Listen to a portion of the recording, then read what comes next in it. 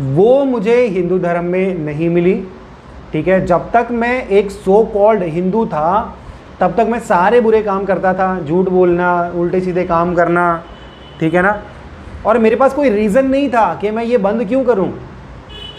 मेरे पास कोई कारण नहीं था कि मैं झूठ क्यों ना बोलूं, क्योंकि कृष्ण जन्माष्टमी आती थी, हम बड़े धूमधाम से मनाते थे, कृष्ण की उपासना करते थे। और कृष्ण तो खुद बचपन से ही झूठ बोलना शुरू कर दिया था।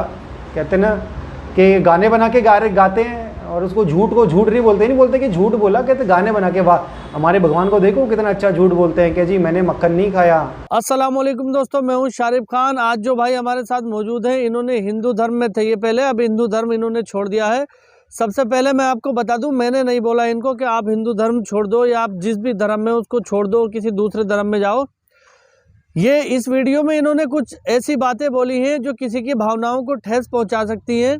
तो मैं पहले से पहले बता दूं, मेरा सिर्फ और सिर्फ इन्फॉर्मेशन के लिए वीडियो दिखाता हूं। मेरा काम किसी की भावनाओं को, किसी के धर्म को बुरा कहना या किसी की भावनाओं को ठेस पहुंचाना नहीं है। तो वीडियो शुरू करने से पहले ही मैं आप लोगों को बता देता हूं कि मैंने इनसे नहीं बोला है कि आप कोई भी काम करो या आप ये धर्म छोड़ो या कहीं और दूसरी जगह जाओ। तो खुद से ही इन्होंने बहुत सारी चीज़ें देखी, अपना दिमाग लगाया और बहुत रिसर्च करने के बाद, बहुत पढ़े लिखे हैं, बहुत ज़्यादा पढ़े लिखे हैं, और उसके बाद इन्होंने जो है एक धर्म को छोड़कर, एक विशेष समुदाय को छोड़कर दूसरे धर्म के अंदर प्रवेश लिया है। तो चलिए शुरू करते हैं इनकी वीडियो, इनसे जानते हैं कि आखिर ऐसी क्या वजह रही जो ये इन्हें धर्म परिवर्तन करना पड़ा। तो चलिए शुरू करते हैं वीडियो। वो मुझे हिंदू धर्म में नहीं मिली। ठीक है, जब तक मैं एक सो कॉल्ड हिंदू था तब तक मैं सारे बुरे काम करता था, झूठ बोलना, उल्टे सीधे काम करना, ठीक है ना।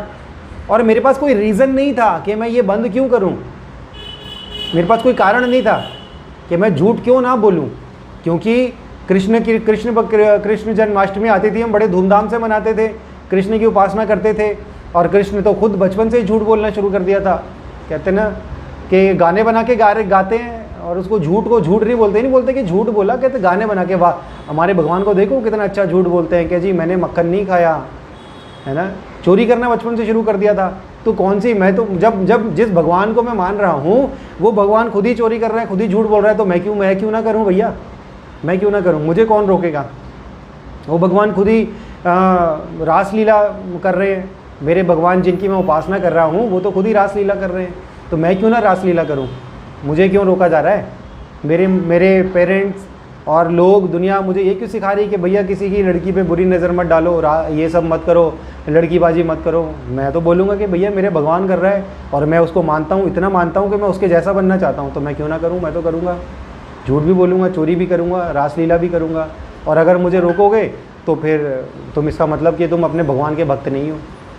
तो ये कारण था, वैल्यूज़ जो है जीवन में ऐड नहीं होती थी। और उसके अलावा हम राम जी के भी बहुत तगड़े भक्त थे, हम दिवाली मनाते थे हर साल।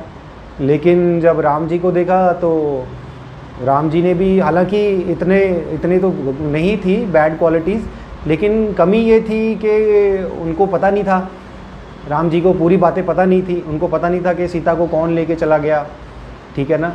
और उनकी शक्तियाँ लिमिटेड थी, वो ईश्वर के स्तर पर थे। बहुत से लोग कहते हैं कि राम जी ने तो कभी भी नहीं कहा कि मैं ईश्वर हूँ, लेकिन आप पूछते तो है ना, हम उन्हें ईश्वर करके पूछते तो थे, ईश्वर करके उन्हें। तो जब मैंने गौर किया तो देखा कि राम जी की तो शक्तियाँ लिमिटेड हैं, वो बाली को नहीं मार पाए। ये मेरा पर्सनल असम्पशन है जो मैंने उन दिनों में, मैं जब देखता था रामायण, बचपन में याद है मुझे, रामायण देखते थे और कभी नहीं सोचा कि यार राम जी तो बाली को मार ही नहीं पाए, मतलब एक साधारण वानर भगवान से बलशाली कैसे हो गया, कभी नहीं सोचा। वो देख रहे हैं, मज़े ले रहे हैं, आनंद ले रहे हैं, तालियां बजा रहे हैं, लेकिन कभी सोचा ही नहीं। लेकिन जब बाद में मौका पड़ा तब सोचा इस बारे में। तो राम जी की भी शक्तियाँ लिमिटेड थी, उन्हें पता नहीं था कि उनकी पत्नी को कौन ले गया, बाली को नहीं मार पाए, रावण को भी नहीं मार पाए, उन्हें पूरी बातें पता ही नहीं थी, है ना।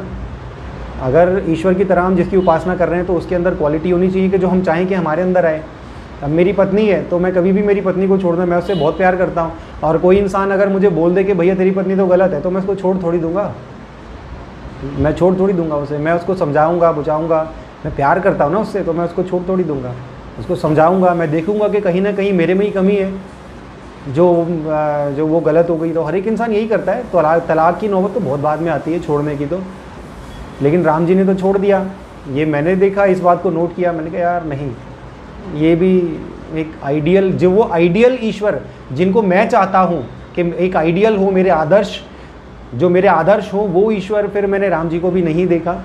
और उसके अलावा फिर शिव जी की ओर देखा। शिव जी जो है वो देखा कि उनको तो मतलब अगर शिव जी की उपासना करें तब तो हमें पूरी आज़ादी है, नशे करो, चरस पियो, गांजा पियो, भांग पियो, धुएँ उड़ाओ। देखते हैं छोटे छोटे बच्चे गांजा पी रहे हैं। वीडियो आई थी मेरे पास एक कुछ दिन पहले, अभी वो क्या नाम उसका, केसरी क्या बोलते हैं उसको, केसरी का रंग का कपड़ा पहने हुआ है, घूम रहे हैं और चिलम लगाई हुई है, चिलम पी रहे हैं और कह रहे हैं जी हम तो भोले का प्रसाद पी रहे हैं, और गाना भी चल रहा है भोले का प्रसाद पी रहे हैं। मतलब ये चीज़ें हैं। और मैं भी बहुत किसी टाइम पर सिगरेट पीता था, सब मतलब और भी कई नशे, अल्कोहल लेता था। तो मतलब कोई कारण नहीं था कि मैं क्यों बंद करूं। सिगरेट पियो तब तो हम तो जी हमारे भगवान धुआं उड़ाते, तो हम क्यों ना उड़ाएं, है ना। तो ये वो क्वालिटीज़ हैं, वो क्वालिटीज़ नहीं मिली, वो गुण नहीं मिले जीवन में जो होने चाहिए, है ना। वास्तव में मेरे अंदर एक अच्छा इंसान था, तो जब भी मैं कोई गलत काम करता था, सिगरेट पीता था, शराब पीता था, तो मेरे अंदर से कोई आवाज़ सी आती थी ऐसे कि नहीं यार ये काम गलत है, ये क्या कर रहा है तू। मेरा अपना अंतर्मन, मेरी अंतरात्मा मुझसे कहती थी कि भाई ये क्या कर रहा है, सिगरेट पीना गलत बात है, सेहत को जो नुकसान होता है वो तो है, लेकिन गलत बात है। शराब पीना गलत बात है ना। लड़कियों को बुरी नज़र से देखना गलत बात है। लेकिन मैं तो जिन ईश्वरों की उपासना कर रहा हूँ वो खुद ही ये कर रहे हैं, तो मैं क्यों ना करूँ। तो गुण नहीं मिले जीवन में, है ना, ये बहुत बड़ा एक कारण था। तो जब बाइबल पढ़ी, बाइबल में लिखा है कि क्या तुम नहीं जानते कि तुम्हारा शरीर परमेश्वर का मंदिर है, और जो परमेश्वर के मंदिर को ख़राब करेगा परमेश्वर उसको नाश करेगा। तो मतलब देखिए कितनी बड़ी बात है। मतलब जब ये बात एक आम आदमी सुनता है ना, तो वो तो तुरंत सख्ते में आ जाएगा, है मेरा शरीर तो परमेश्वर का मंदिर है, मैं तो इसमें शराब भी डालता हूँ, मैं तो इसमें सिगरेट भी डालता हूँ, और मैं तो सारी बुरी बातें इसमें डालता हूँ, ये तो बहुत बड़ी बात है, परमेश्वर मुझे नाश कर देंगे, नहीं मुझे आदि छोड़ना है। मतलब कितनी बड़ी वजह मिल रही है आपको बुराई से दूर जाने की, लेकिन वो मुझे हिंदू मत में नहीं मिली, है ना। तो क्वालिटीज़ नहीं मिलती हैं आपको।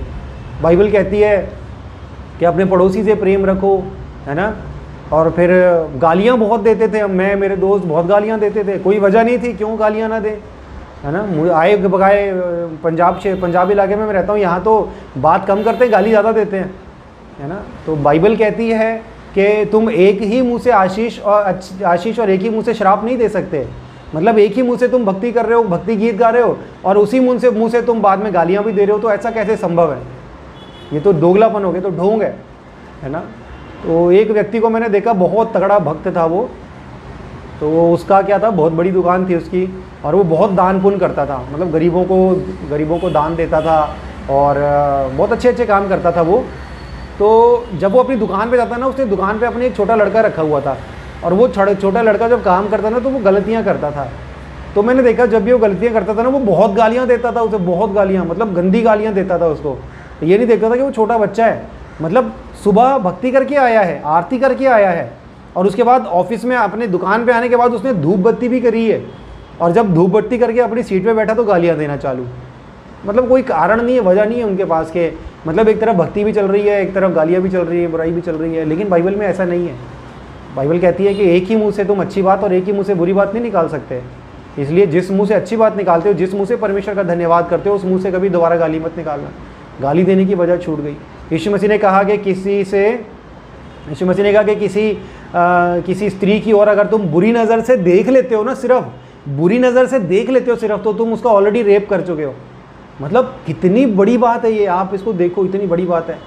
मतलब एक इंसान, मैं कहता हूँ अगर बाइबल के अनुसार इंसान जीने लगे ना, या ये देश हिंदुस्तान अगर बाइबल के अनुसार, यीशु मसीह की शिक्षाओं के और यीशु मसीह के चेलों प्रेरितों के शिक्षाओं के अनुसार अगर ये देश चलने लगे ना, मैं कह रहा हूँ इस देश में से जुर्म 0% हो जाएगा, ख़त्म हो जाएगा। कभी कोई रेप नहीं होगा इस देश में, कभी कोई गुनाह नहीं होगा इस देश में। बाइबल की शिक्षाएँ आपको सिर्फ सिखाती नहीं है, आपको सिर्फ ये नहीं कि आपको सिखा दिया उसके बाद उस पर चलो, आपको सॉलिड रीज़न देती है, मजबूत कारण देती है कि आप बुराई को छोड़ो, अगर रिपीटेडली अगर एक इंसान बाइबल पढ़ने लग जाए ना, मैं गारंटी देता हूँ उसके अंदर से सारी बुराइयां निकल जाएंगी। तो उम्मीद करता हूं दोस्तों आपको इन भाई की दी हुई जानकारी पसंद आई हो या नहीं पसंद आई हो ये आप जाने, लेकिन अपने कमेंट में राय ज़रूर बताना, अपनी एडवाइस ज़रूर बताना कि आपको क्या लगा, ये जो बोल रहे हैं वो सही है या गलत है, या इन्होंने सही किया या गलत किया। ये सारी चीज़ें आप कमेंट में ज़रूर बताना और अपने भाई की वीडियो को लाइक करके जाया करो। अगर किसी को ना पसंद भी आ रही है भाई तो डिसलाइक करके बता दिया करो कि पसंद नहीं आई। तो आप लोगों से बस मेरा इतनी सी इल्तिजा रहती है कि भाई वीडियो देख करके लाइक या डिसलाइक दोनों करके जाया करें। इंशाअल्लाह ताला एक से एक ज़बरदस्त वीडियो लेकर के आऊँगा। और एक छोटी सी आपसे रिक्वेस्ट ये है कि इस वीडियो को, ये जो आपने देख ली कितनी इन्फॉर्मेटिव वीडियो है, अपने व्हाट्सएप के अंदर किन्हीं 2 लोगों को शेयर कर दो, ठीक है। इसका लिंक उठा के पेस्ट करो या यहीं से शेयर कर दो, किन्हीं 2 लोगों को शेयर कर देना। इंशाल्लाह फिर मिलूंगा एक नई वीडियो के साथ, तब तक के लिए खुदा हाफ़िज़।